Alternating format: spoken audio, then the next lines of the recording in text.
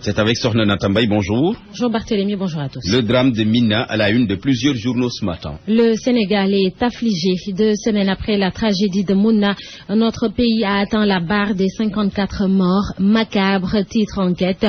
En seulement moins de 2 jours, 21 nouveaux cas de décès ont été enregistrés et 14 pèlerins sont toujours portés disparus. La cellule de crise et d'appui psychologique a envoyé un communiqué à plusieurs rédactions. Pour Sud Quotidien, la série macabre continue. C'est triste, mais cela a été prévisible, affirme l'Observateur. Le lundi, déjà, jour du premier vol retour, le chef de la mission médicale déclarait « Il y aura également d'autres cas de mort ». À ce stade, souligne le journal, aucune décision n'est encore prise par l'État pour indemniser les victimes. Elles le seront par l'Arabie Saoudite.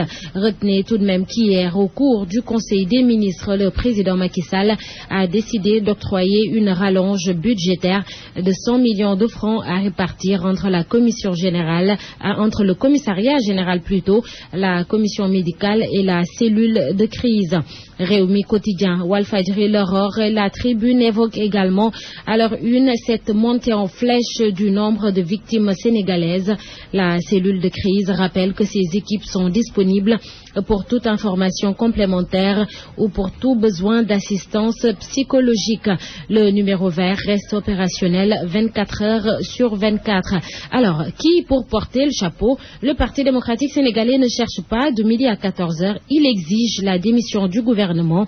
D'après Le Populaire, les libéraux dénoncent les errements du gouvernement et soulignent que son départ est le seul moyen pour montrer qu'ils sont sensibles à ce qui arrive au peuple. Babacar Gaye, porte-parole du parti, s'en prend également au chef de l'État.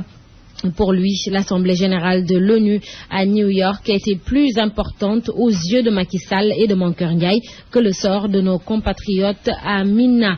De son côté, la Ligue démocratique réclame des comptes et exige que les responsabilités soient situées. En tous les cas, les bruits courent concernant une probable démission de Mohamed Boun Abdallah Dionne.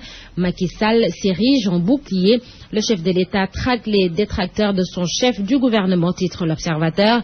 Macky cherche du côté des alliés, y compris son propre parti.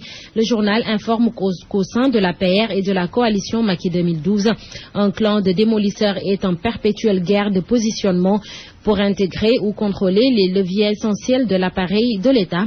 Cette fois-ci, Macky va sévir.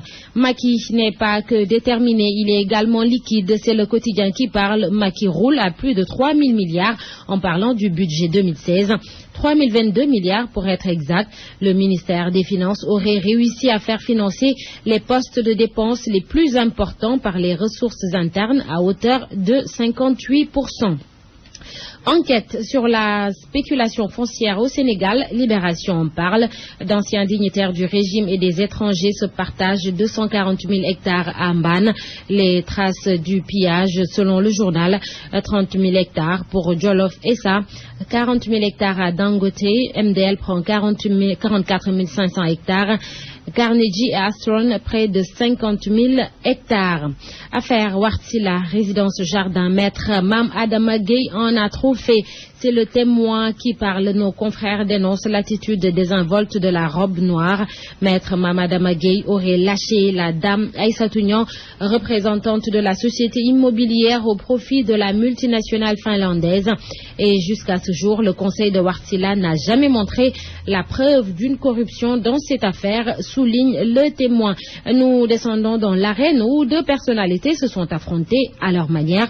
Bougane Gueye Dany et Barthélémy Diaz.